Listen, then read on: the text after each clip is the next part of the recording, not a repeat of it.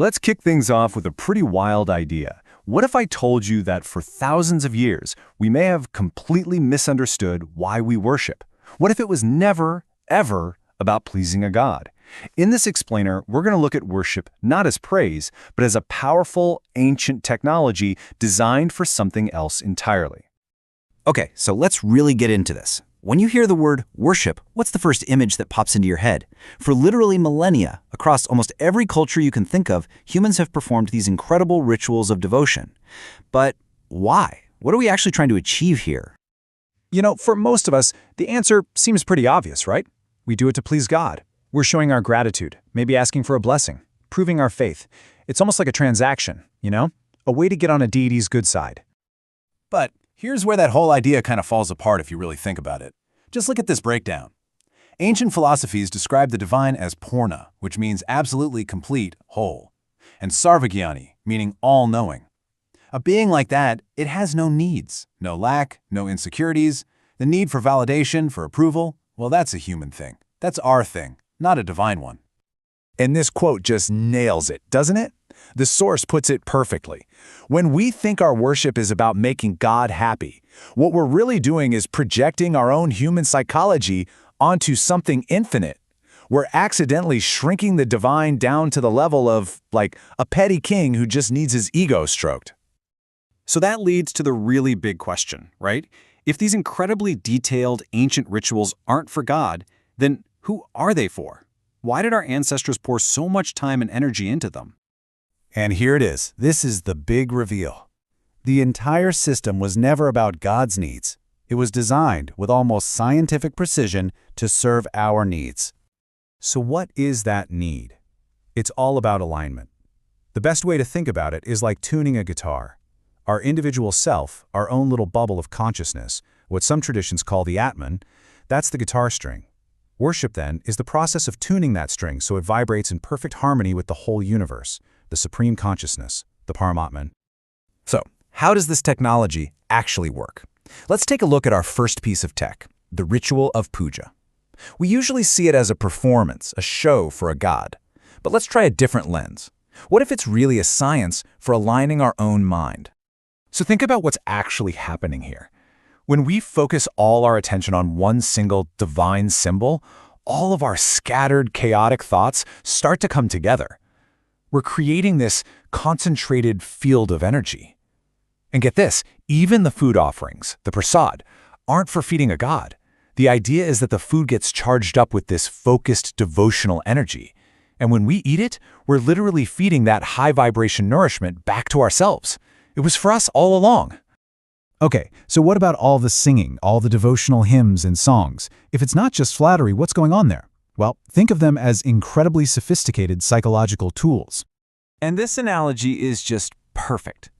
The act of singing praise, of showing reverence, it makes the mind humble. It helps the ego take a step back for a minute. See, a mind that's arrogant and closed off is like a broken circuit. No energy can get through.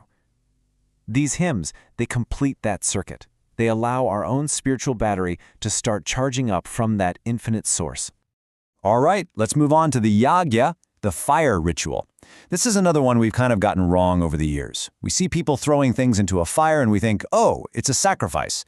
But the real action, the important part, is symbolic. It's happening inside you. The real offering isn't the wood or the grains being tossed into the flames. It's the ego. The ritual is a conscious act of swaha, of total surrender. You are symbolically offering up your selfishness, your anger, your greed, and letting them be purified in the fire of higher consciousness. Simply put, that fire you see, it's really just a powerful visual aid. It's a mirror for the real fire, the real purification that's happening on the inside. Okay, now for what might be the most mind-bending piece of this whole puzzle. Mantras.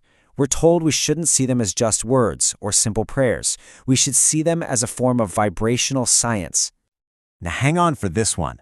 The source material describes mantras as ancient tools of, get this, quantum synchronization. I know, that's a huge claim. What on earth could that even mean? Well, it's actually pretty elegant when you break it down. The idea is that every single mantra is a specific, engineered sound frequency. Chanting it is like striking a cosmic tuning fork. The goal is to get our own personal energy field, the human microcosm, to start vibrating in perfect sync with the universal energy field, the cosmic macrocosm. It's all about resonance. So when you put it all together, puja, yagya, mantras, you start to see a completely different picture. These aren't just primitive superstitions, they are incredibly sophisticated technologies, specifically engineered to work on and upgrade human consciousness itself. And that explains why these technologies were so central to ancient societies. They weren't just personal practices for a few people. They were cultural anchors. They were designed to keep entire civilizations from drifting into chaos and ego, and to constantly realign the whole community with a bigger sense of cosmic order. So, what's the end goal of all this tech? What's the journey it's designed to take you on? Well, it's a pretty clear path, actually.